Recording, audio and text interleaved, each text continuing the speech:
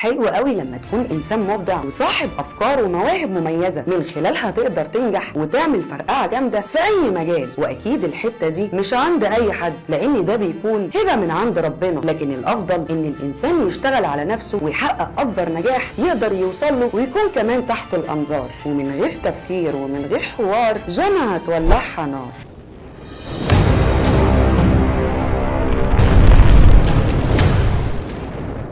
قد ايه فكره ممكن تكون سبب في نجاح شيء كبير. الفكره بالظبط عامله زي البذره بتبدا بيها عشان تستنى تكبر وترعرع وتجني ثمارها في الاخر، وده فعلا بيبقى نتاج الفكره الناجحه او المميزه، واللي يقدر برضه يبروزها ويكبرها وينجح بيها. انما في حد تاني ممكن يبقى معاه الفكره وللاسف بيقعد يتفرج عليها، او محاولاته كلها بتبقى غريبه وبعيده تماما عن سكه النجاح، وفي الاخر برضه بتوصل للفشل. ويا ريت بقى هتسكت على كده، لا ده انت كمان هتدور على حد تشيله معاك الفشل ده وتقول له انه السبب، ومش هتعترف انه التقصير منك انت. طب ندخل في الموضوع ومن غير لف ولا دوران. من كام يوم حصل ضجه كبيره وقلبان حقيقي على السوشيال ميديا، والسر كان في جمله بتتكون من كلمتين قلبوا السوشيال ميديا بطريقه غريبه، وبقى الكل عايز يعرف الكلمتين دول يقصدوا بيهم ايه. وعلشان ما اطولش عليكم، الكلمتين دول او الجمله دي هي ليله الدموع. طبعا صاحب الفكره دي وانتشارها هو رئيس هيئه الترفيه في المملكه العربيه السعوديه تركي آل شيخ، والجمله دي كانت هي الفكره الناجحه اللي بدات تشغل بال ودماغ الكل، وبداوا يسالوا يا ترى هي ايه ليله الدموع دي، لحد ما بدا الاعلان عن الحفله. بس المره دي محتوى الحفله كان غريب شويتين عن الحفلات اللي عملها تركي آل شيخ، انما الحفله دي كانت مختلفه تماما، لانها كانت ليله غامقه وحزينه وما يعلم بيها الا ربنا.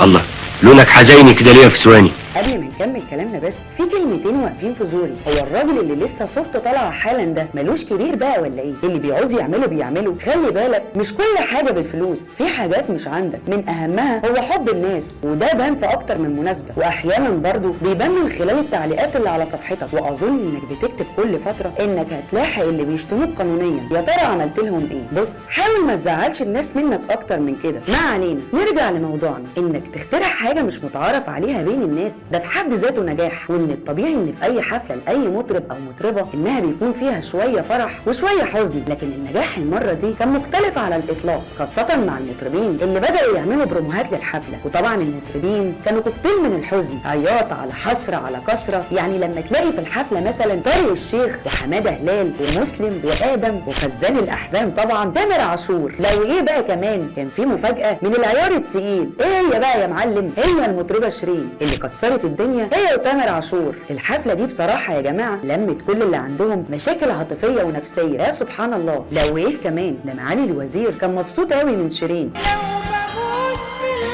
شكلها كده جات له على الجرح، وده اللي خلاه يكتب عنها الكلمتين دول في بوست على صفحته الشخصيه على الفيسبوك. ما علينا، الحفله دي بدات بفكره اتبروزت صح واتخدم عليها زي ما بيقول الكتاب، فحصل نجاح كبير كسر الدنيا. والدليل على كده بوستات وتعليقات الناس على الحفله، ده غير الكوميكس يا راجل اللي مغرق الدنيا اليومين اللي فاتوا عن الحفله. طبعا ده نجاح كبير يتحسب لهيئه الترفيه وللسعوديه بشكل عام على قدرتهم في تحقيق كل ما هو مختلف ومميز وناجح. تعالى بقى اخدك لحته تانيه، هم مين اللي قوموا الحفله دي اصلا؟ مش المطربين المصريين؟ وده المفروض يخلينا نفتخر ان كل نجاح بيحصل بتلاقي وراه الفرعون المصري. طب احنا ليه ما بنعملش ده اساسا؟ يعني تلاقي مثلا ان بيتعمل حفلات كتير جدا، واكيد طبعا الاغلبيه او ان ما كانش الكل بينجح، بس طبعا في فرق بين نجاح ونجاح. احنا فعلا بننجح، لكن هناك بيقدروا ينجحوها وبنشوف صداها في كل حته. هتقولي ده بقى شغل الجان او كلام سوشيال ميديا او لكن في الحقيقه بقى ان تقريبا كده اغلبيتنا كان قاعد متابع الحفله وهي شغاله مباشر. لا وكمان اتفرجنا على كوكتيل العذاب اللي عذبنا وعذب اللي خلفونا. عايزه اقول لكم ان النجاح مش في الفن لوحده، تلاقي دكاتره عالميين مصريين وتلاقي مهندسين في مختلف مجالات الهندسه مكسرين الدنيا بره. كمان خليني اقول لك حاجه، طب ما هو محمد صلاح اكبر مثال قدر ينجح ويكون الملك في انجلترا، وده بسبب انه طلع بره مصر من بدري. نفس الكلام على ازمه تجنيس اللاعبين في الالعاب الفرديه، والموضوع ده بقى عايز له حلقه لوحده لما يبقى ابننا يملك الموهبه دي كلها وبياخد مراكز دوليه وعالميه واحنا مش عارفين نحافظ عليه، هو ده يبقى اسمه ايه؟ وللاسف برضه مش بنتعلم لما تلاقي لاعب يعمل كده ووراه التاني وبرضه مش بنحل الازمه ومصممين على الاهمال، هو ده يبقى اسمه ايه يا جماعه؟ احنا كل اللي يهمنا اننا نكون مميزين وناجحين قدام العالم كله، مش نلاقي غيرنا بينجح بفضل ولادنا وكمان الدنيا كلها تتكلم على نجاحه ده واحنا حاطين ايدينا على خدنا وواقفين محلك سر. اظن دي رساله مهمه جدا لجميع المسؤولين في مصر عن الفن وعن الرياضه وكل المجالات اللي بيكون فيها مواهب واحنا للاسف ممكن نوقدها واحنا مش واخدين بالنا. للاسف ده بيعمل حاله من اليأس ومن الاكتئاب لبعض النفوس الضعيفه اللي ما عندهاش اي اراده. بس لو جيت واتكلمت في الحقيقه ومن غير تزويق كلام، احنا فعلا عندنا تقصير في كل المجالات اللي انا قلتها دي ولازم تتحل علشان فعلا نحس بنجاح ولادنا بره وجوه مصر. والحقيقه تحس كده اننا بنتفنن في خلق الازمات ومش بنحب نسهل حاجه على نفسنا مع انها سهله وبسيطه في اماكن تانية كتير. والله يا سيدي ده حتى في تنظيم الحفلات عندنا برضو مشاكل، واخرهم حفله مطرب الراب الامريكي ترافيس سكوت بسبب قرار من نقابه الموسيقيين، واللي وقتها حصل هجوم عليها بسبب قرارها اللي وصفها البعض ان موقف تعسفي جدا من غير دراسه، خاصه مع نجم كبير عنده شعبيه وجماهيريه كبيره زي ترافيس سكوت. وانت لو كان عندك تعليق معين عليه يا عم في حاجه اسمها شروط تعاقد، حط البنود اللي انت عايزها ولو اخل بيها يدفع الشرط الجزائي، لكن نقول لمين؟ يا جماعه احنا عايزين النجاح اللي يقلب الدنيا، لان ده هيكون سبب في انتعاش حركه السياحه وهيكون برضه ليه عائد مادي كبير جدا، وده اللي احنا محتاجينه خاصه في فتره الازمه اللي احنا بقينا عايشينها. ومش احنا بس، ده احنا ودول العالم كلها بقينا متورطين في الازمه دي. هنقول ماشي، لكن للاسف اللي يزعل قوي ان احنا عندنا كل حاجه او المعظم، عندنا الجو، عندنا المهارات، عندنا المواهب، وكمان عندنا الاماكن اللي تخلينا نقدر نخلق اجواء من الفرح والانبساط والانشكاح للسياح. حتى تعالى لما افكرك بحاجه، فاكر حفله المومياوات اللي كانت يوم افتتاح متحف الحضاره؟ شفتوا كان عامل ازاي والعالم اتكلم عليه ازاي؟ طب شفتوا الدنيا كلها كانت مبهوره باثارنا برضو ازاي؟ وكانت كمان مبهوره بجمال الاجواء والاماكن وتخطيط الحفله اللي كانت بالشكل الرهيب ده ازاي؟ بس انا عايزه اقول حاجه مهمه قوي، احنا مش اثار بس يا جدعان، احنا والله عندنا مجالات كتير قوي محتاجه الاهتمام واننا نشتغل عليها صح. ومن هنا نرجع تاني لكلامنا اللي قلناه في اول الحلقه، اللي هو اهميه الفكره اللي لازم تكون مميزه وتتنفذ صح بشكل يليق بتاريخنا وعظمتنا واللي يخلي العالم يتكلم علينا وعلى نجاحنا. احنا فعلا محتاجين نستغل مهارات ولادنا ومواهبهم لصالح بلدنا. عموما كده او كده يا ريت ما تنساش ان مع كل ترند ومع كل حوار جنى هتولعها نار.